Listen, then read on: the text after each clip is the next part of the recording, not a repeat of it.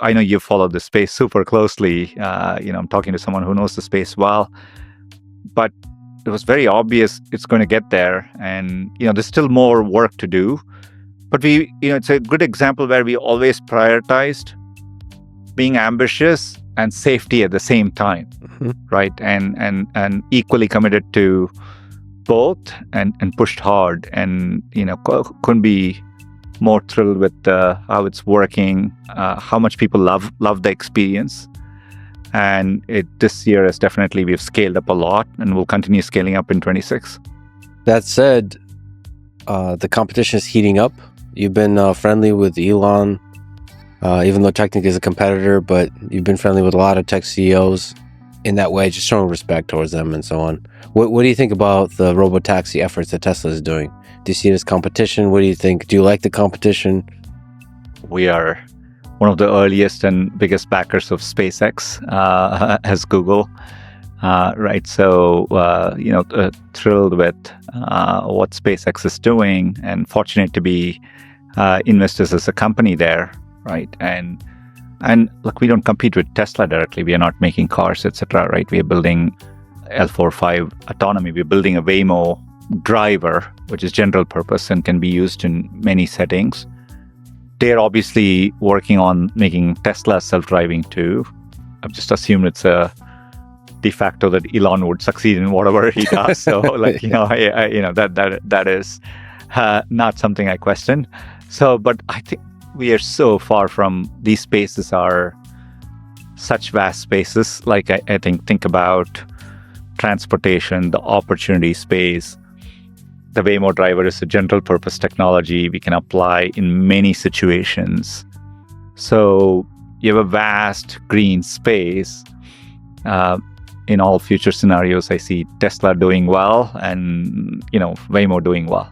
Like we mentioned with the Neolithic package, I think it's very possible that in the quote-unquote AI package, when the history is written, autonomous vehicles, self-driving cars is like the big thing that changes everything. Imagine over a period of a decade or two, just the complete transition from manually driven to autonomous in ways we might not predict. It might change the way we move about the world completely. So that, the possibility of that, and then the second and third order effects, as you're seeing now with Tesla, very possibly you would see some internally with Alphabet, maybe Waymo, maybe some of the Gemini robotics stuff. It might lead you into the other domains of robotics. Because we should remember that Waymo is a robot. Mm-hmm. It just happens to be on 4 wheels. So you said that the next big thing, we can also throw that into AI package. The big aha moment might be in the space of robotics. What do you think that would look like? Demis and the Google DeepMind team is very focused on Gemini robotics, right? So we are definitely building the underlying models well. So we have a lot of investments there. And I think we are also pretty cutting edge in our research there. So we are definitely driving that direction. We obviously are thinking about applications in robotics. We'll kind of work seriously. We are partnering with a few companies today, but it's an area I would say stay tuned. We are yet to fully articulate our plans outside, but it's an area we are definitely committed to driving a lot of progress. But I think AI ends up driving that massive progress in robotics. The field has been held back for a while. I mean, the hardware has made extraordinary progress. The software had been the challenge, but with AI now and the generalized models we are building, we are building these models, getting them to work in the real world in a safe way, in a generalized way, is the frontier we're pushing pretty hard on. I mean, we've been talking about, I think last time you were here, we talked about autonomous vehicles. And others, including Elon, have talked about them being on the roads a lot sooner than they are now. I mean, Tesla's making amazing progress too. Look, I think, we are in 6 to 7 cities already by the end of this year. We've always it's an area where we have let safety and our metrics guide. Mm-hmm. But I think we are already in the process. May I just walk through the scaling up? I think in the US, by next year, we'll be in 10 cities robustly, right? And in 10 of the major markets. So I think we are making good progress. And who do you think of as the biggest competition in that space? I think, obviously, Tesla is the leader in this space. So I think it looks to me like, Tesla, Waymo, I would say those are the top two. In a world dominated by tech titans, there's one name that has been shaking things up in ways no one expected: Elon Musk. And when you hear Google CEO Sundar Pichai admitting that if Elon Musk's vision comes to fruition, he could own the entire market, you've got to wonder just how close we are to the future Musk has been promising. This is a race to a future that could change everything we know about technology, transportation, and artificial intelligence. At the heart of this debate, autonomous vehicles, robotics, and the emergence of AGI, artificial general intelligence. While we've all heard the claims about self-driving cars, the real question is, who's going to control the future of the transportation industry? Is it the slow and steady approach of companies like Waymo, backed by Google's vast resources? Or is it Elon Musk's lightning-fast drive to push Tesla's robo-taxi fleet into the mainstream before anyone else? In a conversation that might have caught many off guard, Sundar Pichai acknowledged something that many of us may have been too hesitant to admit. While Google's AI development with Waymo is making strides, they still don't have a monopoly on the autonomous future. What Pichai didn't say outright, but certainly implied, is that Tesla, if they pull off the robo-taxi revolution, could very well dominate the transportation market like no one else. Why does this matter? Well, consider this. If Musk succeeds in rolling out a fleet of fully autonomous robo-taxis, Tesla won't just be a car company anymore. It won't just be a technology company. It will be the backbone of the entire transportation infrastructure. Think about it. Each Tesla could become an income-generating asset, a piece of a massive digital transportation network. Suddenly, every car on the road becomes more than just a vehicle. It's a platform, a money-making machine that Musk is betting will dwarf even the largest rideshare companies out there. But this isn't just about self-driving cars. It's about the broader implications of what Elon's building. AGI, artificial general intelligence, isn't just some far-off dream anymore. The technology is advancing rapidly, and Musk believes we're closer than ever to achieving something truly groundbreaking. As Sundar Pichai himself acknowledged, we're at the edge of something huge. But while Google is cautiously preparing for AGI, Musk is already accelerating toward it, pushing his companies to lead the charge. The reality is, if Elon Musk succeeds in building an AI that powers not just vehicles but robots, factories, and even healthcare systems, the ripple effect could be seismic. This is about ownership over the very infrastructure that powers our daily lives. If Tesla can perfect its self-driving technology and scale it faster than anyone else, it could make Waymo, and every other competitor, obsolete. So, what does this mean for the future of tech and transportation? As we dive deeper into this conversation, one thing is clear. Elon Musk is betting everything on being first to market. And if he pulls it off, he won't just own a slice of the future, he'll own the entire market. Buckle up, because this race is about who defines the future, and Elon Musk seems determined to make sure that's him. Look, we don't compete with Tesla directly. We are not making cars, etc., right? We are building L4-5 autonomy. We're building a Waymo driver, which is general purpose and can be used in many settings.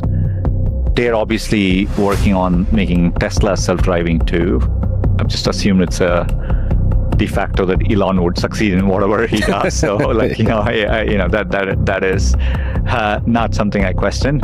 So, but I think we are so far from these spaces are such vast spaces. I feel like we are in the AGI phase where dramatic progress, some things don't work well, but overall, you're seeing lots of progress. I think we're running on the AI front. We are close to what you might call AGI, or digital superintelligence. I think we are seeing an explosion in digital superintelligence here. Google CEO Sundar Pichai just admitted that what Elon Musk is building with Tesla and AI could reshape the entire market around him. From robo-taxis to AGI, this isn't just competition. It's a race to the future. Let's break down what Sundar actually said, and why Elon might be much closer to winning than anyone thought. That said, the competition is heating up. You've been friendly with Elon even though technically is a competitor, but you've been friendly with a lot of tech CEOs in that way, just showing respect towards them and so on. What do you think about the robotaxi efforts that Tesla is doing? Do you see it as competition? What do you think? Do you like the competition? We are one of the earliest and biggest backers of SpaceX as Google, right? So, thrilled with what SpaceX is doing and fortunate to be investors as a company there, right? And look, we don't compete with Tesla directly. We are not making cars, etc., right? We are building L4-5 autonomy. We're building a Waymo driver, which is general purpose and can be used in many settings. They're obviously working on making Tesla self-driving too. I've just assumed it's a de facto that Elon would succeed in whatever he does. So, that is not something I question. So, but I think we are so far from these spaces are such vast spaces. Like I think about transportation, the opportunity space. The Waymo driver is a general purpose technology we can apply in many situations. So you have a vast green space. In all future scenarios, I see Tesla doing well and, Waymo doing well. Like we mentioned with the Neolithic package, I think it's very possible that in the quote unquote AI package, when the history is written, autonomous vehicles, self-driving cars is like the big thing that changes everything. Imagine over a period of a decade or two, just the complete transition from manually driven to autonomous in ways we might not predict. It might change the way we move about the world completely. So that, the possibility of that, and then the second and third order effects, as you're seeing now with Tesla, very possibly you would see some internally with Alphabet, maybe Waymo, maybe some of the Gemini robotics stuff. It might lead you into the other domains of robotics, because we should remember that Waymo is a robot. Mm-hmm. It just happens to be on 4 wheels. So you said that the next big thing, we can also throw that into AI package, the big aha moment might be in the space of robotics. What do you think that would look like? Demis and the Google DeepMind team is very focused on Gemini robotics, right? So we are definitely building the underlying models well. So we have a lot of investments there. And I think we are also pretty cutting edge in our research there. So we are definitely driving that direction. We obviously are thinking about applications in robotics. We'll kind of work seriously. We are partnering with a few companies today, but it's an area I would say stay tuned. We are yet to fully articulate our plans outside, but it's an area we are definitely committed to driving a lot of progress. But I think AI ends up driving that massive progress in robotics. The field has been held back for a while. I mean, the hardware has made extraordinary progress. The software had been the challenge, but with AI now and the generalized models we are building, we are building these models, getting them to work in the real world in a safe way, in a generalized way, is the frontier we're pushing pretty hard on. Well, it's really nice to see the models and the different teams integrated to where all of them are pushing towards one world model that's being built. So from all these different angles, multimodal, you're ultimately trying to get Gemini. So the same thing that would make AI mode really effective in answering your questions, which requires a kind of world model, is the same kind of thing that would help a robot be useful in the physical world. So everything's aligned. That is what makes this moment so unique, because running a company, for the first time, you can do one investment in a very deep horizontal way. On top of it, you can drive multiple businesses forward, right? And that's effectively what we are doing in Google and Alphabet. When Lex Fridman asked Sundar Pichai what he thought about Tesla's robotaxi efforts, I was expecting a bit of corporate dodging. But instead, Sundar gave a pretty honest and respectful answer. He didn't talk trash, didn't dismiss Tesla, and actually gave Elon Musk a huge vote of confidence. He said, flat out, he assumes Elon will succeed at whatever he does. That's a pretty strong statement, especially coming from the CEO of Google. Now, technically, Tesla and Google don't compete head-to-head. Google isn't making cars, they're not building a Tesla killer, in the traditional sense. But through Waymo, they're building something arguably just as ambitious: a general-purpose AI driver. They want to create a brain that can drive any vehicle in any setting, not just a Tesla, but delivery vans, taxis, trucks, and maybe even robots down the road. Sundar framed it as a massive opportunity. He said the entire transportation space is so big that both Tesla and Waymo can win. And honestly, that's probably true right now. But here's where it gets real. If Elon actually pulls this off and Tesla's robotaxis go mainstream, the balance of power could shift fast. Let's look at the facts. Tesla announced it's launching its robotaxi service in Austin on June 22nd. Elon says this will be the future of Tesla, and he's gone as far as to predict that Tesla will end up with 99% market share. That sounds insane, but that's Elon. He talks in extremes, and sometimes he gets there. But right now, there are real robotaxis on the road, and none of them are Teslas. Waymo is already operating in 4 major US cities. They're giving 250,000 paid rides a week. Their fleet has done over 10 million rides, and they just partnered with Uber in Austin and plan to expand to Atlanta. That's not a test, that's not a concept. That's real, revenue-generating service. Tesla, on the other hand, hasn't put a single robotaxi on the road yet. Their full self-driving system still isn't fully autonomous. And unlike Waymo, Tesla doesn't use LiDAR, which is widely seen by experts as a safer way to detect people and obstacles. Elon's been vocal, even mocking, about it. He says people don't shoot lasers out of their eyes, so cars shouldn't either. But the truth is, LiDAR adds an extra layer of safety, especially in bad visibility. And the National Highway Traffic Safety Administration has already launched several investigations into Tesla's FSD, including a fatal crash involving a pedestrian. So when people say Tesla is ahead, it depends on how you define ahead. If we're talking hype, Elon has it. If we're talking actual robotaxis giving people rides today, Waymo is leading. But here's where things get interesting. Cost. Waymo's system is expensive. Their cars are loaded with sensors and hardware. Tesla's approach, using only cameras and software, is cheaper. If Tesla can get that to work safely, they could scale way faster than anyone else. And this is what makes Sundar's comments so powerful. He's basically saying, we're not underestimating Elon. They've invested in SpaceX.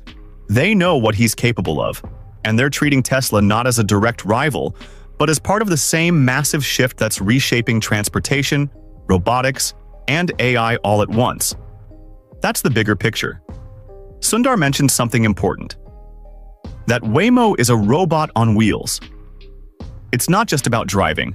It's part of a larger robotics push inside Google, with Gemini powering the brains behind not only cars, but potentially humanoid robots in the future. If you zoom out, both Tesla and Google are building the same thing: a general intelligence that can navigate the real world. One just happens to be doing it from inside a car, and the other is doing it across multiple domains. If Tesla nails robotaxis, it's not just a new product, it's a platform. Suddenly, every Tesla becomes an income-generating asset. Owners could rent their cars out. Tesla would collect a cut.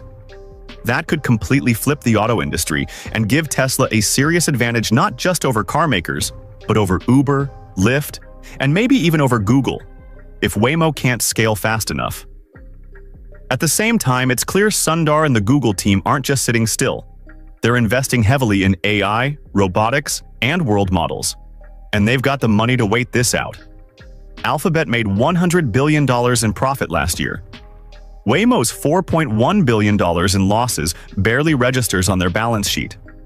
Compare that to Tesla, which made $7 billion. But that number is down 53% from the year before. So financially, Google has more room to take risks. In the end, this isn't a fight between two companies. It's a race to reshape the world. Autonomous cars aren't just cool tech. They could redefine how cities are built, how people commute, how goods move, and how we interact with machines. Sundar's basically saying, buckle up. This is going to be bigger than anyone realizes. And I agree. If Tesla does launch a real working robotaxi fleet that's cheaper and safer than anything else, they won't just own the EV market, They could take a massive piece of the entire transportation industry. But the path is narrow. Tesla needs to win on cost, safety, scale, and regulation, all at once. And even though Elon says things like 99% market share, the truth is, this market will probably be shared by whoever survives the long haul, not just whoever gets there first. So lots of folks are talking about timelines for AGI or ASI, artificial superintelligence. So AGI, loosely defined, is basically human expert level at a lot of the main fields of pursuit for humans. And then ASI is what AGI becomes, presumably quickly, by being able to self-improve. So becoming far superior in intelligence across all these disciplines than humans. When do you think we'll have AGI? Is 2030 a possibility?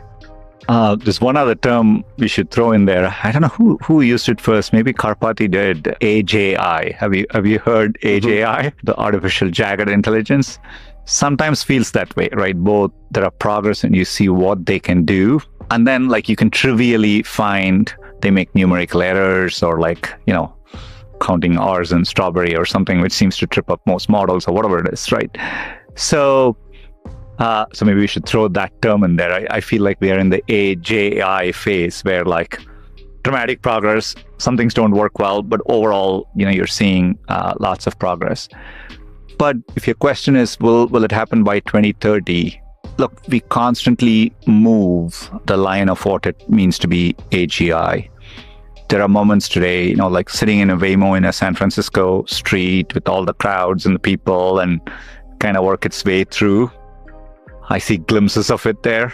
The car is sometimes kind of impatient, trying to work its way, using Astra, like in Gemini Live, or seeing, asking questions about the world. What's this skinny building doing in my neighborhood? It's a street light, not a building. You see glimpses. That's why I use the word AGI, because then you see stuff which obviously, we are far from AGI too. So you have both experiences simultaneously happening to you. I'll answer your question, but I'll also throw out this. I almost feel the term doesn't matter. What I know is by 2030, there'll be such dramatic progress. We'll be dealing with the consequences of that progress, both the positives, both the positive externalities and the negative externalities that come with it in a big way by 2030. So that I strongly feel, right? Whatever we may be arguing about the term, or maybe Gemini can answer what that moment is in time in 2030. But I think the progress will be dramatic, right? So that I believe in. Will the AI think it has reached AGI by 2030? I would say we will just fall short of that timeline, right? So I think it'll take a bit longer. It's amazing. In the early days of Google DeepMind in 2010, they talked about a 20-year time frame to achieve AGI, so which is kind of fascinating to see. But for me, the whole thing, seeing what Google Brain did in 2012, and when we acquired DeepMind in 2014, right close to where we are sitting in 2012. Jeff Dean showed the image of when the neural networks could recognize a picture of a cat, right, and identify it. This is the early versions of Brain, right? And so, we all talked about couple decades. I don't think we'll quite get there by 2030. So my sense is it's slightly after that. But I would stress it doesn't matter like what that definition is, because you will have mind-blowing progress on many dimensions. Maybe AI can create videos. We have to figure out as a society, how do we need some system by which we all agree that this is AI generated and we have to disclose it in a certain way, because how do you distinguish reality otherwise?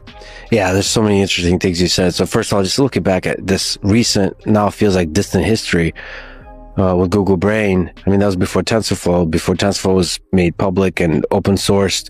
So the tooling matters too, combined with GitHub ability to share code. Then you have the ideas of attention transformers and the diffusion now. And then there might be a new idea that seems simple in retrospect, but will change everything. And that could be the post-training, the inference time innovations. And I think Shad Cien tweeted that Google is just one great UI from completely winning the AI race.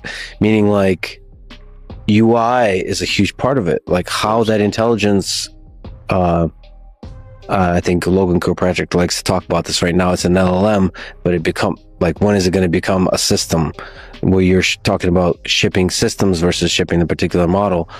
Yeah, that matters too. How the system is manifests itself and how it presents itself to the world. That really, really matters. Oh, hugely so. There are simple UI innovations which have changed the world, right? And I absolutely think so. We will see a lot more progress in the next couple of years. I think AI itself on a self-improving track for UI itself. Today, Yes. we are constraining the models. The models can't quite express themselves in terms of the UI to people. But that is if you think about it, we've kind of boxed them in that way. But given these models can code, they should be able to write the best interfaces to express their ideas over time, right? That is an incredible idea. So their APIs are already open. So you can create a really nice agentic system that continuously improves the way you can be talking to an AI. Yeah. But a lot of that is the interface. And then, of course, the incredible multimodal aspect of the interface that Google's been pushing. These models are natively multimodal. They can easily take content from any format, put it in any format. They can write a good user interface. They probably understand your preferences better than over time. And so all this is the evolution ahead, right? And so that goes back to where we started the conversation. I think there'll be dramatic evolutions in the years ahead. Maybe one more kitchen question. This even further ridiculous concept of P-doom.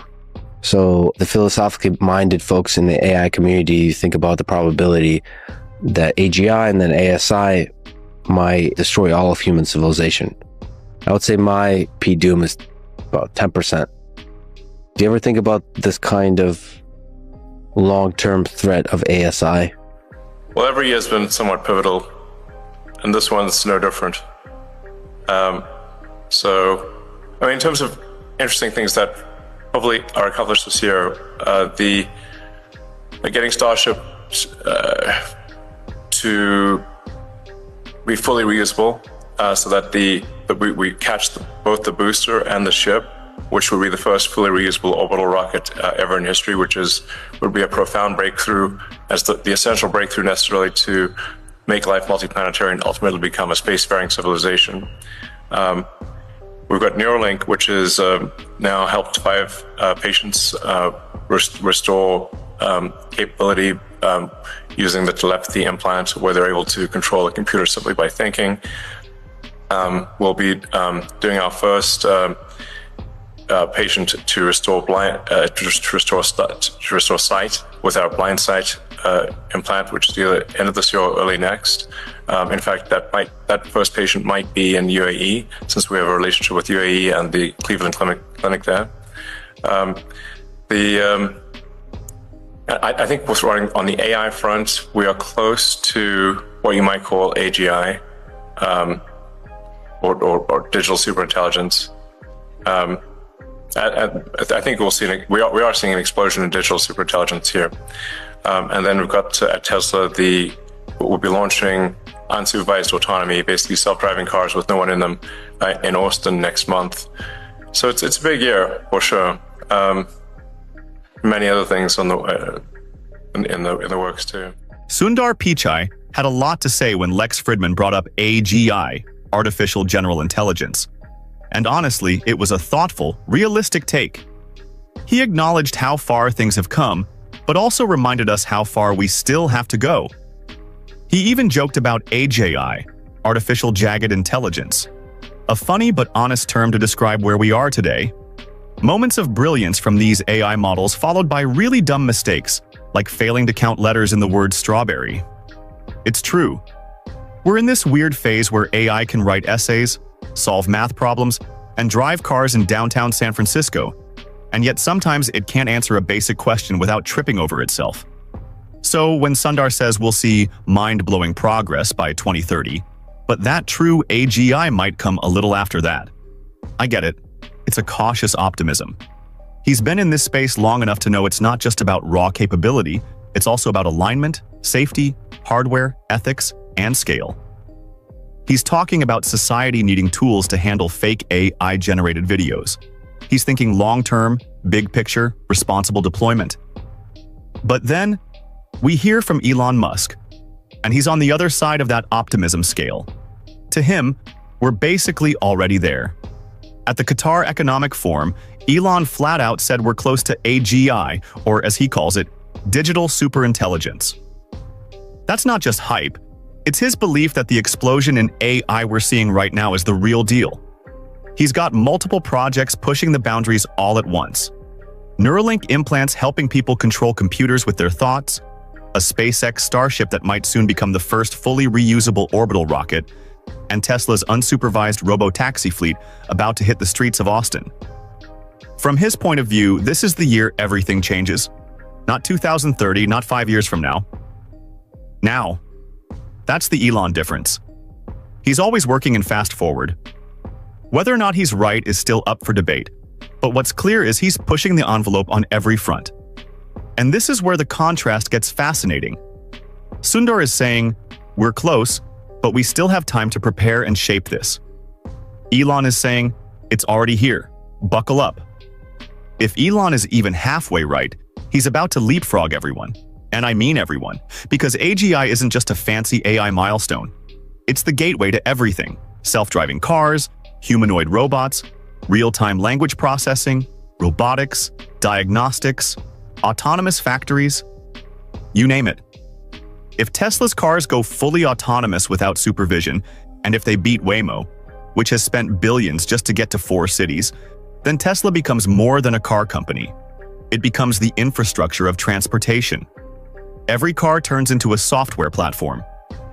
And if those cars are powered by an AGI that learns, adapts, and improves across millions of miles, Elon will own the market. Not just EVs, not just robotaxis, the whole damn transportation economy.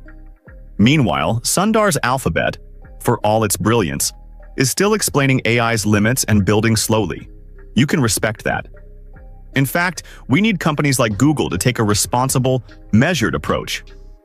But in the real world, whoever delivers first usually wins. And Elon is betting everything that he's first. So here's where I land. Sundar Pichai is wise to be careful. But if Elon's right and AGI gets locked into Tesla's ecosystem before anyone else figures it out, then we're not just talking about one company taking over a market. We're talking about a full-on shift in power across tech, transportation, labor, energy, even healthcare. Because AGI isn't going to be limited to answering your questions in a chatbot. It's going to run vehicles, manage factories, control satellites, diagnose patients, and do it all without ever needing a break. That's why this moment matters. If Elon's version of AGI hits first and scales faster, then yeah, he won't just own the market, he'll own the future. What do you think? Is Elon really about to take over the market with AGI and robotaxis? Or is Sundar right that we're still a few steps away? I'd love to hear your take in the comments. So we got the first starships on Mars, gather critical data. The first flights there we'll send with the Optimus robot. So we can go out there and explore and kind of prepare the way for humans. And that'll be a very cool image if we're able to achieve it. By launching end of next year. It would actually technically arrive in 2027, but that would be an epic picture to see Optimus walking around on the surface of Mars. This is like an incredible thing to have, like this amazing city on Mars, the first city on another planet, and a new world. Elon Musk's AI predictions are totally out of this world, literally. While OpenAI is working on ChatGPT-5, and Google's showing off their new AI glasses and smart wearables, Elon is talking about something entirely different.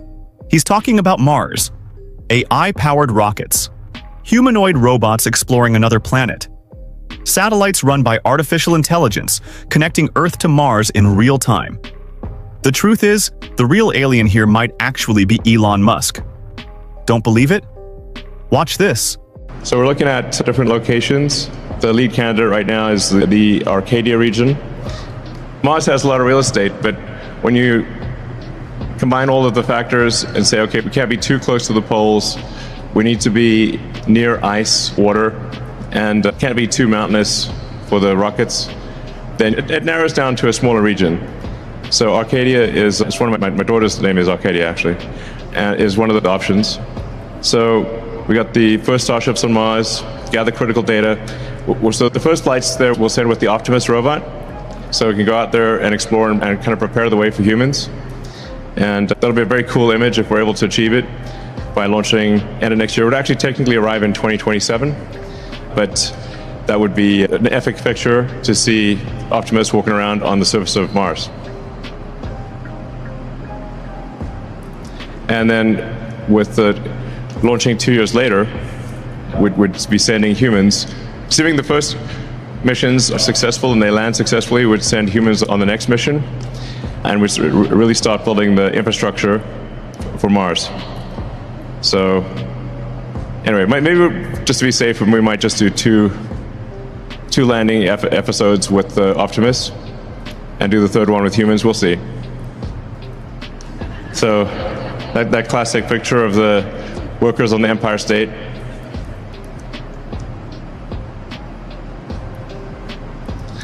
And then for communications on Mars, we'll be using a version of Starlink to provide internet on Mars.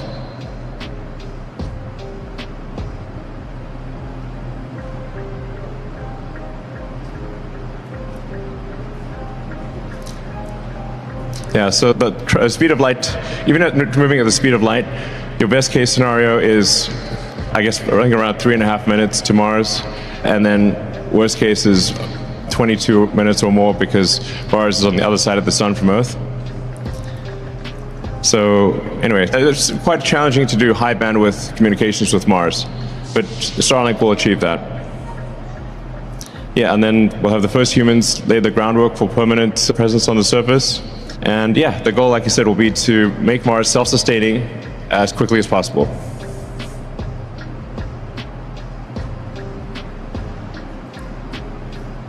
So it's just a sort of rough idea of what things will be like with the first city on Mars.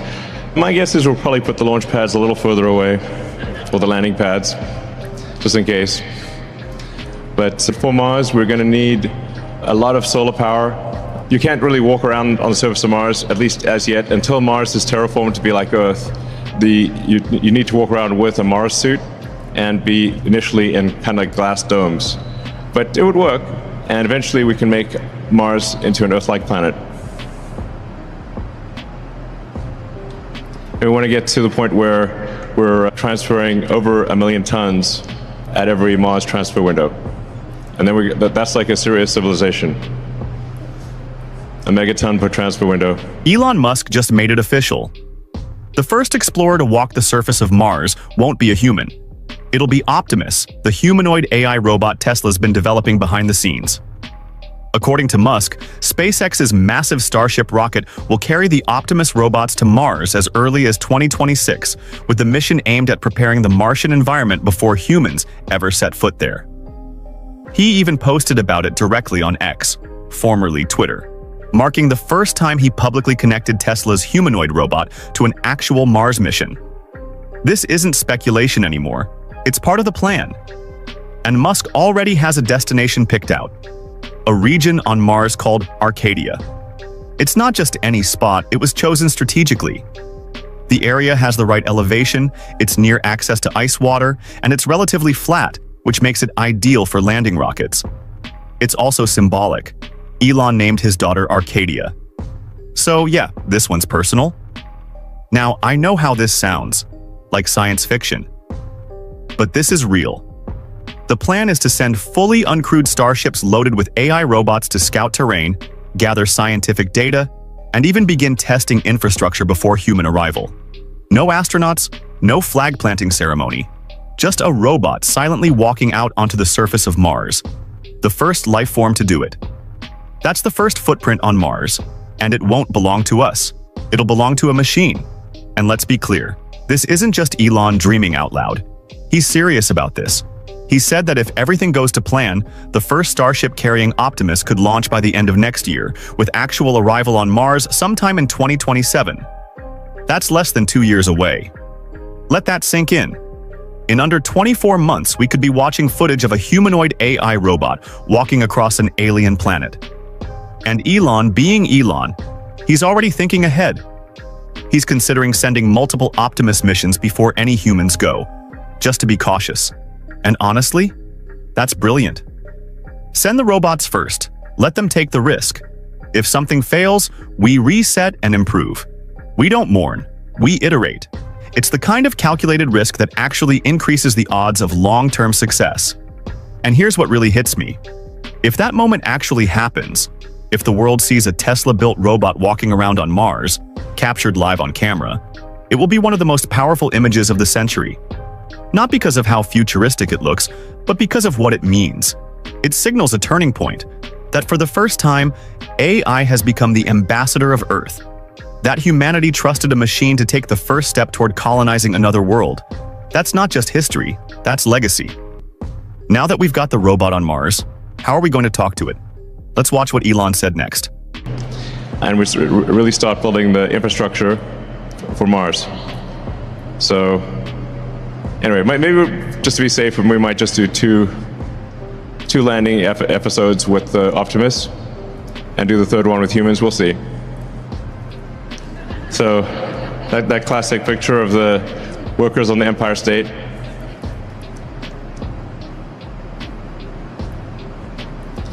And then for communications on Mars, we'll be using a version of Starlink to provide internet on Mars.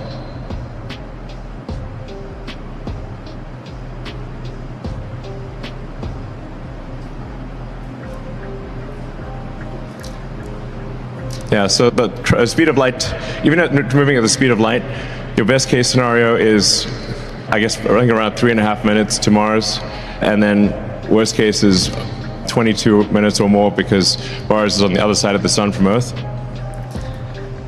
So anyway, it's quite challenging to do high bandwidth communications with Mars, but Starlink will achieve that.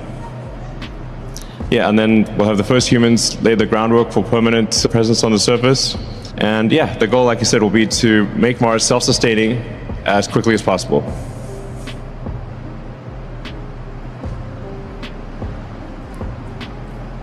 So it's just a sort of rough idea of what things will be like with the first city on Mars. My guess is we'll probably put the launch pads a little further away, or the landing pads, just in case. But for Mars, we're going to need a lot of solar power. You can't really walk around on the surface of Mars, at least as yet, until Mars is terraformed to be like Earth. You need to walk around with a Mars suit and be initially in kind of like glass domes. But it would work, and eventually we can make Mars into an Earth-like planet.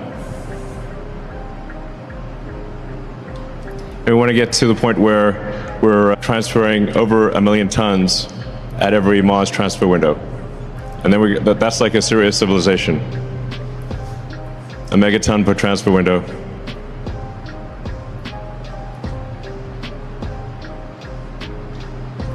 So, yeah, I have a lot of spaceports. I mean, because of the fact that you can't fly there continuously and you have to transfer in these windows, you'd have a gathering of 1,000 ships, or 2,000 ships, or more than that. So we have this kind of like Battlestar Galactica feel, where all these ships are in orbit, waiting to depart. I think an amazing image of all these ships departing at once. And then you're going to need, obviously, a lot of launch pads, a lot of landing pads on Mars. Or you'll need to move the ships off the landing pad pretty fast. If you've got a few thousand ships inbound, probably need at least a few hundred landing pads. Anyway, we'll solve that problem later. So, yeah, this is like an incredible thing to have, like this amazing city on Mars, the first city on another planet, a new world.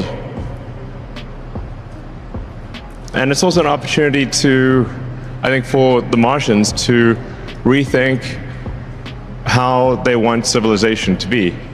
So you can maybe rethink, like, what kind of form of government do you want? What new rules do you want to have? There's a lot of freedom and opportunity in Mars to do a recompile on civilization, which will be up to the Martians. So, all right. So now that we've got Optimus heading to Mars, there's a major question left to answer. How are we going to stay in contact? Elon's answer? Starlink. But not the same Starlink that's bringing high-speed internet to remote areas of Earth. He's talking about a completely upgraded, AI-enhanced version of Starlink that can handle deep space communication between Earth and Mars. Robots walking on Mars, satellites bridging planets, rockets flying themselves. The future isn't coming, it's already lifting off. What do you think? Will AI be humanity's greatest tool or our biggest gamble? Drop your thoughts in the comments. And if you enjoyed this breakdown, hit like and subscribe for more deep dives into the future of tech. NVIDIA has been making waves with its groundbreaking AI technology, but there's more beneath the surface than meets the eye. While many are focusing on the current market trends, Jensen Huang sees an AI revolution that's just getting started. So, what's really driving NVIDIA's explosive growth? And why is Huang so confident that we're only at the beginning of a multi-trillion-dollar AI boom? You went into great detail about what's happening, particularly in China. I just wanted to go over something that I felt wasn't asked, which is fiscal second quarter sales, $45 billion plus or minus 2%. $8 billion of lost revenue opportunity, specifically relating to China in H20. It seems as if you made up somewhere some demand for a different product or from a different geography or from a different corner of the market. What was that? Well, we got a whole bunch of engines firing right now. The biggest one, of course, is the reasoning AI inference. The demand is just off the charts. You see the popularity of all these AI services now, ChatGPT, Gemini, so on and so forth, Grok. I mean, they're just doing incredibly well across the board. And all of the APIs that they serve out and all the agentic AI services that are built on top of them, they're all doing incredibly well. I think that there's just a giant breakthrough in AI's capability, and inferencing has just become a giant workload. Second, people realize that Blackwell is just a home run. NVLink 72 is a home run architecture. We designed it to be a thinking machine, a reasoning AI system. And I think people now, the confluence of the breakthrough in reasoning AI and the availability, the emergence of Grace Blackwell NVLink 72, perfect timing. I think that's at the core, a big part of it. And the second part of it is that our supply chain is growing and we're really ramping it up and they're doing fantastically for us. And so all of these things are all coming together. And so it is fair to say that some of that additional supply on Blackwell and the demand for Blackwell kind of made up for the opportunity lost in China, at least in the outlook for this current period? Yeah, I guess so. All right, welcome to the Grok 4 release here. This is the smartest AI in the world, and we're going to show you exactly how and why. It really is remarkable to see the advancement of artificial intelligence, how quickly it is evolving. I sometimes compare it to the growth of a human and how fast a human learns and gains conscious awareness and understanding. And AI is advancing just vastly faster than any human. We're going to take you through a bunch of benchmarks that Grok 4 is able to achieve incredible numbers on. But it's actually worth noting that Grok 4, if given like the SAT, would get perfect SATs every time, even if it's never seen the questions before.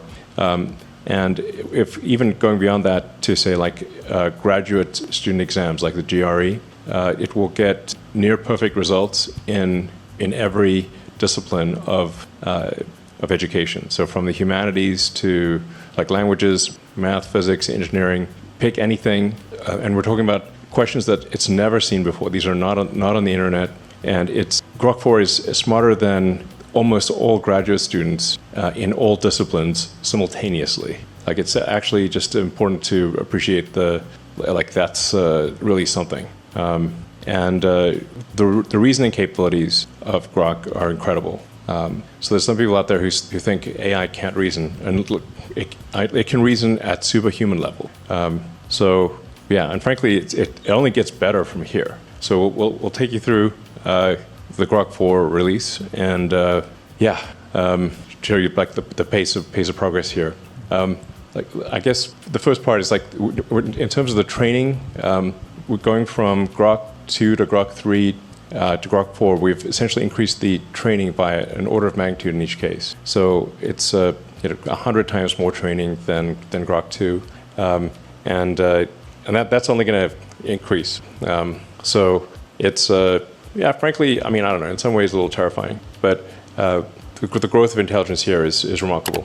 The rapid rise of AI has fundamentally altered the landscape of technology, and at the heart of this transformation is NVIDIA, led by its visionary CEO Jensen Huang. He highlights a tectonic shift, one that NVIDIA is helping to orchestrate. AI has evolved past the simple computational tasks it once handled. We're now in the era of reasoning AI. For the first time, we're seeing systems that don't just process data. They understand it, interpret it, and make decisions based on it. Huang mentions the surge in demand for services like ChatGPT, Gemini, and Grok. What's interesting here is how these AI services are creating an ecosystem. We're seeing an interconnected web of AI platforms that are feeding into one another, accelerating the development of each. But Huang doesn't stop there. He points to NVIDIA's Blackwell architecture, a system that has been meticulously designed to handle reasoning AI. This is crucial because while many tech companies are playing catch-up, NVIDIA is anticipating the future. Their Blackwell architecture is about designing systems that think, reason, and adapt, opening up possibilities for machines that work in ways that feel almost human. This is what sets NVIDIA apart because they're setting them. NVIDIA is at the forefront of this movement, and the market's demand is proof. The company's ability to deliver on this vision is directly tied to their technological innovation and strategic foresight. The future of AI is in the hands of companies like NVIDIA, and they're driving it. But you can't underestimate the importance of the China market. This is the second largest AI market. This is the home of the world's largest population of AI researchers. And we want all of the world's AI researchers and all of the world's developers to be building on American stacks. And so, irrespective of the near-term revenue success that we have, we can't ignore the fact that the Chinese market is very important. You explained, again, in some detail, that at least in the Hopper architecture, you have engineered down to the lowest spec possible.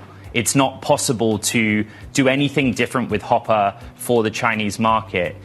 But in your consideration for a different architecture or a chip for the Chinese market, is that what we're talking about, a new design or new class? And have you made that proposal to the administration, just designing from the ground up a new chip? We're still thinking through that. The limitations are quite stringent, quite limited, if you will. H20 is as far down as we could take a Hopper.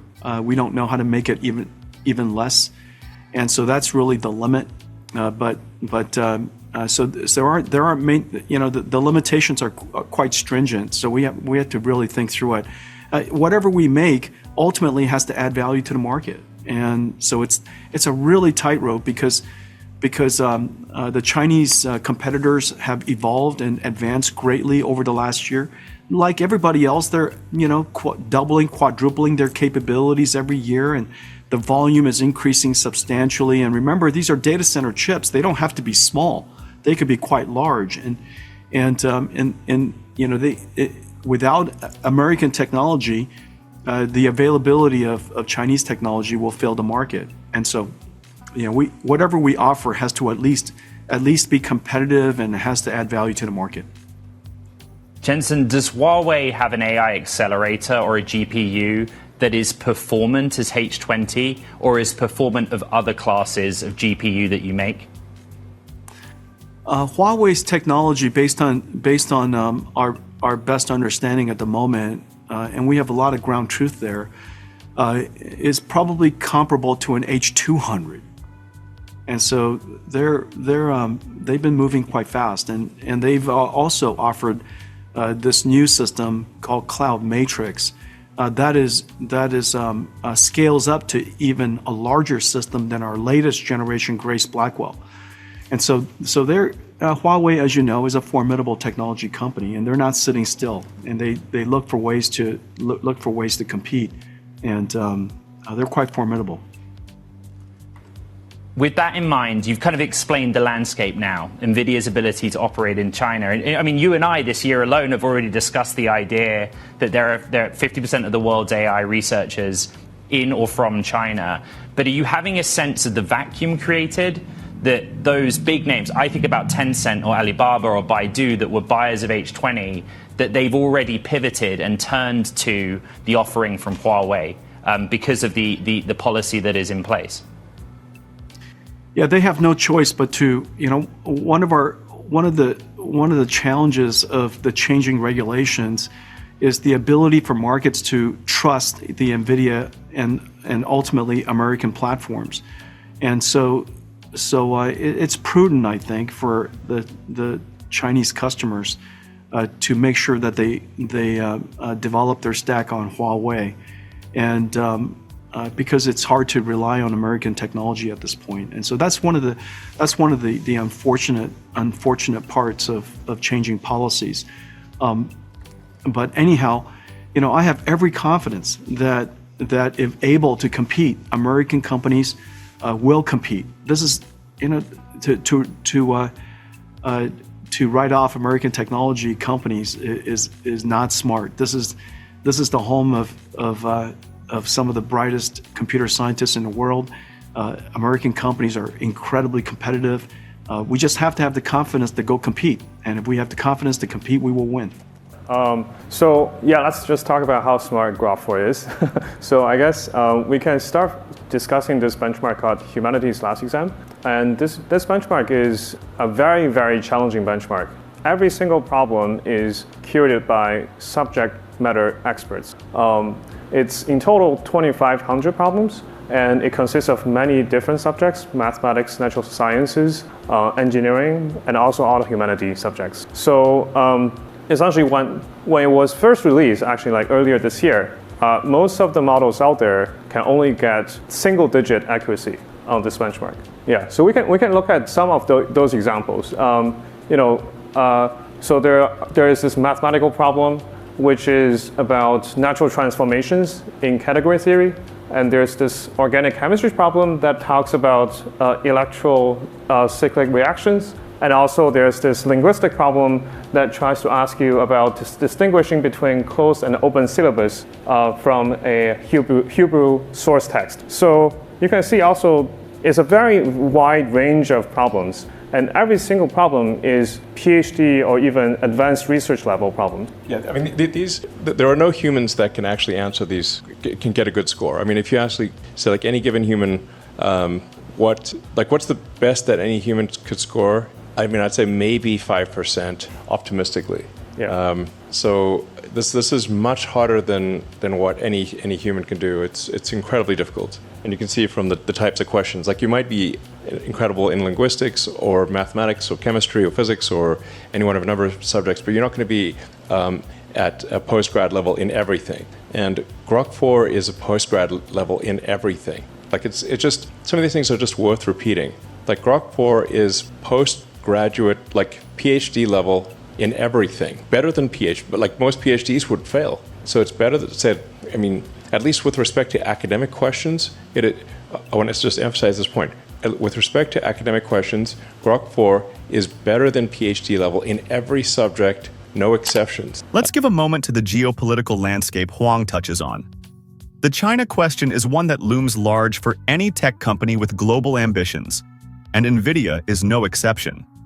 Huang doesn't mince words when he talks about the loss of revenue opportunities in China. As he rightly points out, China is home to some of the most talented AI researchers in the world. Losing access to that market would be a serious setback, but Huang isn't painting this as a simple problem. Instead, he's framing it as a challenge NVIDIA is equipped to face head-on. What's crucial here is how Huang emphasizes that NVIDIA is still looking for ways to serve the Chinese market, despite the restrictions. This speaks volumes about NVIDIA's long-term vision. They want to be a part of the AI ecosystem that's growing there. The geopolitical tensions around tech exports have created a kind of vacuum, But Huang's response is not one of defeat. Instead, he sees this as an opportunity to innovate within the constraints that exist. It's a careful balancing act, how to create value for the Chinese market while ensuring that NVIDIA's technology is still competitive on the global stage. Huang's approach shows us a side of business strategy that's often overlooked. It's about maintaining influence and setting up a platform that can compete globally, no matter the external circumstances. This mindset is what will allow NVIDIA to weather the storm and thrive in the long run, regardless of the political volatility. You said during the earnings call that you trust President Trump and that the president has a vision and a plan. Could I ask if you've talked to him about that plan and if it includes coordinating with NVIDIA on policy adjustment that relates to changes in technology export controls? Well, obviously, I don't know all of his ideas, but let me tell you about two that are incredible. The first one is utterly visionary. The idea of tariffs being a pillar of a bold vision to reindustrialize, to onshore manufacturing, and motivate the world to invest in the United States, and it's just an incredible vision. I think this is going to be a transformative idea for the next century for us. We're all in on the idea. We're setting up plants and encouraging our partners from around the world to invest in the United States, and we have a lot of stuff going on, and so I'm very excited about that. The second major idea is to rescind the AI diffusion rule, recognizing that this isn't about limiting American technology, but this is about accelerating American stacks around the world to make sure that before it's too late, that the world builds on American stacks during this extraordinary time, the AI era. And so these two initiatives are completely visionary, and it's going to be transformative for America. Jensen, in the time that you and I have been on air having this conversation, some news has broken from US Secretary of State Rubio, who has said that the US will begin revoking some Chinese student visas. What I wanted to ask you is that with US government limits on foreign student visas, how does that impact a company like NVIDIA? I think about the size, but also composition of your engineering talent here in California and elsewhere in the United States. I believe the administration still feels very strongly about the incredible importance of immigration. Look, I'm an immigrant. I know many immigrants that came to the United States to build a great life, and many of us have contributed greatly to the technology industry and the United States. I believe that's going to have to continue. I guess we can talk about what's behind the scene of Grok 4. As Jimmy mentioned, we actually throwing a lot of compute into this training. You know, when it started, it's only also a single digit. Sorry, the previous slide. Sorry. Yeah, it's only a single digit number. But as you start putting in more and more training compute, it started to gradually become smarter and smarter, and eventually solved a quarter of the HLE problems. And this is without any tools. The next thing we did was to adding a tools capability to the model. And unlike Grok 3, I think Grok 3 actually is able to use CRO as well, but here we actually make it more native in the sense that we put the tools into training. Grok 3 was only relying on generalization. Here, we actually put the tools into training. And it turns out this significantly improves the model's capability of using those tools. Yeah, I remember we had like deep search back in the days. Yeah. So how is this different? Yeah, exactly. So deep search was exactly the Grok 3 reasoning model, but without any specific training, but we only asked it to use those tools. So compared to this, it was much weaker in terms of its tool capability. And unreliable. Yeah. And unreliable, right. Yes. And to be clear, like these are still, I'd say, this is still fairly primitive tool use. If you compare it to, say, the tools that are used at Tesla or SpaceX, where you're using, finite element analysis and computational fluid dynamics, and you're able to run, or say like Tesla does, like crash simulations, where the simulations are so close to reality that if the test doesn't match the simulation, you assume that the test article is wrong. That's how good the simulations are. So Grok is not currently using any of the tools, the really powerful tools that a company would use, but that is something that we will provide it with later this year. So we'll have the tools that a company has, and have very accurate physics simulator. Ultimately, the thing that'll make the biggest difference is being able to interact with the real world via humanoid robots. So you combine sort of Grok with Optimus, and it can actually interact with the real world and figure out it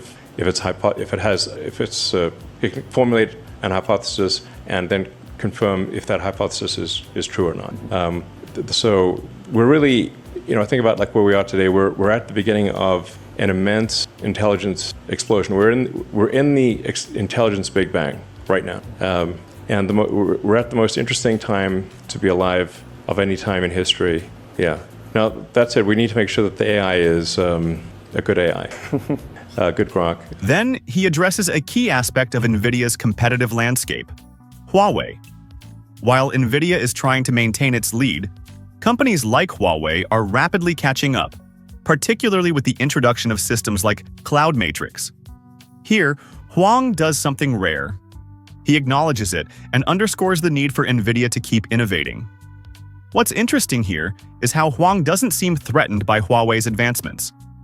Instead, he takes the opportunity to underline NVIDIA's strength: its relentless focus on making its technology better, not just on keeping up with competitors. This is where NVIDIA's leadership really shines. Rather than focusing on beating others, they focus on continually evolving their own capabilities. This speaks volumes about the company's confidence in its vision. Huang's ability to acknowledge the competition while simultaneously showcasing NVIDIA's strengths reflects a level of strategic maturity.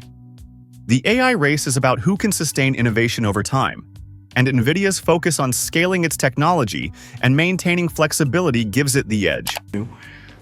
Remember, people from all over the world want to come to the United States. This is just such an extraordinary country with such incredible opportunities. We want the brightest to come here. We don't want others to, we don't want everybody to be able to come here, and there should be rules, but nonetheless, for the ones that really can make a contribution, want to make a difference, we want to make it possible for them to come here and bring their great ideas, bring their great intellect, and help us build a great America. And so I think the administration is all in on that, and I don't think anything that they've said changes that. Jensen, I surveyed our Bloomberg Technology audience around the world for questions for you, and I think the most common question is understanding who NVIDIA's customers are away from the hyperscalers, but actually many questions about Elon Inc. and whether Tesla and xAI in aggregate might actually be one of the biggest customers you have. You think about not just the data center chips, but the chips specific for Optimus or in the cars, the Omniverse component. Could you speak a little about that? We do a lot of business with Tesla and xAI. Elon's as you know, is just an extraordinary engineer, and I love working with him. We've built some amazing computers together. We're going to build many more computers together, and the work that he's doing in Grok, his self-driving car, his Optimus. These are all, every single one of them world class. Every single one of them revolutionary. Every single one of them are going to be gigantic opportunities. And we're delighted. I'm delighted to be working with him on that. And so I think the Optimus opportunity is just right around the corner. It's very likely that human robots are going to be robots that we can deploy into the world relatively easily. And this is the first robot that really has a chance to achieve the high volume and technology scale necessary to advance technology. And so I think this is likely to be the next multi-trillion-dollar industry. I'm very excited for him. Jensen, let's end by talking about Europe. You alluded to a trip you're taking next week. It sounds as if the infrastructure build-out in Europe is coming. Where will you be visiting and who will you be speaking with? Well, I'm going to leave the who as a surprise for all of you, but I'll be seeing lots of heads of states, and I'll be in France and UK and Germany and Belgium, and I think that it's very clear now that every country recognizes that artificial intelligence, like electricity, like internet, like communications, is part of a national infrastructure. No society could do without intelligence, as you know, and there's an awakening that every country has to take some initiative to ensure that their country and their society has access to artificial intelligence. And so we're really delighted to be able to work with work with the European countries to bring AI infrastructure to them and work with them to build AI factories. There's an umpteen number of AI factory projects in discussion and development, and so I'm really excited to make this trip. We're going to be all over Europe. And the thing that I think is most important for AI safety, at least my biological neural net tells me, the most important thing for AI is to be maximally truth-seeking. So this is a very fundamental. Like you can think of AI as this super genius child that ultimately will outsmart you, but you can still you can instill the right values and encourage it to be sort of truthful, honorable, good things like the values you want to instill in a child that would ultimately grow up to be incredibly powerful. So this is really, I'd say, we say tools. These are still primitive tools, not the kind of tools that serious commercial companies use. But we will provide it with those tools, and I think it will be able to solve with those tools real-world technology problems. In fact, I'm certain of it. It's just a question of how long it takes. Yes, exactly.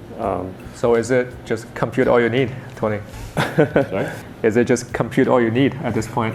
Well, you need compute plus the right tools, and then ultimately to be able to interact with the physical world. Yes. And then, we'll effectively have an economy that is, ultimately an economy that is thousands of times bigger than our current economy, or maybe millions of times. If you think of civilization as percentage completion of the Kardashev scale, where Kardashev 1 is using all the energy output of a planet, and Kardashev 2 is using all the energy output of a sun, and 3 is all the energy output of a galaxy. We're only, in my opinion, probably closer to 1% of Kardashev 1 than we are to 10%. So maybe a point or 1 or 2% of Kardashev 1. So we will get to most of the way, 80-90% Kardashev 1, and then hopefully, if civilization doesn't self-annihilate, and then Kardashev 2, it's the actual notion of a human economy, assuming civilization continues to progress, will seem very quaint in retrospect. It will seem like sort of cavemen throwing sticks into a fire level of economy compared to what the future will hold. It's very exciting. I've been at times kind of worried about is this seems like it's somewhat unnerving to have intelligence created that is far greater than our own. And will this be bad or good for humanity? It's like I think it'll be good. Most likely it'll be good. But I somewhat reconciled myself to the fact that even if it wasn't going to be good, I'd at least like to be alive to see it happen. So So actually, one I think one technical problem that we still need to solve, besides just compute, is how do we unblock the data bottleneck? Because when we try to scale up the RL, in this case, we did invent a lot of new techniques, innovations, to allow us to figure out how to find a lot of challenging RL problems to work on. It's not just the problem itself needs to be challenging, but also it needs to be, you also need to have a reliable signal to tell the model, you did it wrong, you did it right. This is the sort of the principle of reinforcement learning. And as the models get smarter and smarter, the number of cool problems or challenging problems will be less and less. Yeah. So it's going to be a new type of challenge that we need to surpass besides just compute. Yeah, we actually are running out of actual test questions to ask. So there's even questions that are ridiculously hard, if not essentially impossible for humans, that are written down questions are swiftly becoming trivial for AI. Then comes the most intriguing part: Tesla and xAI. Huang doesn't just mention Elon Musk as a business partner, he speaks about him with genuine admiration. For Huang, working with Musk is about creating groundbreaking technologies that could change the world. The Optimus robot, Grok, and self-driving cars are harbingers of the future. Huang's excitement about these ventures speaks to a bigger narrative that's unfolding right before us. AI is about machines becoming integral parts of our lives. This is where we see NVIDIA's role in the future of AI take shape. It's about the vision of a world where human-like AI systems exist alongside us. Musk's ambitions for Grok and Optimus are world-changing, and Huang is fully on board, seeing these innovations as the cornerstone of future AI-driven industries. What's particularly exciting here is Huang's take on the potential scale of these technologies. He talks about the possibility of human robots being deployed at scale, something that hasn't been possible until now. The notion that AI robots could one day become a multi-trillion-dollar industry sounds far-fetched, but Huang's confidence suggests otherwise. We've seen this narrative before. Revolutionary technologies often seem out of reach until someone, like Musk or Huang, figures out how to make them a reality. As AI continues to shape the future, NVIDIA is poised to lead the charge with revolutionary technologies like Grok and self-driving cars. The journey is just beginning, and the potential is massive. If you found this breakdown insightful, don't forget to like, share, and drop a comment. Subscribe for more in-depth analyses and exclusive content on the future of AI and tech. See you in the next one.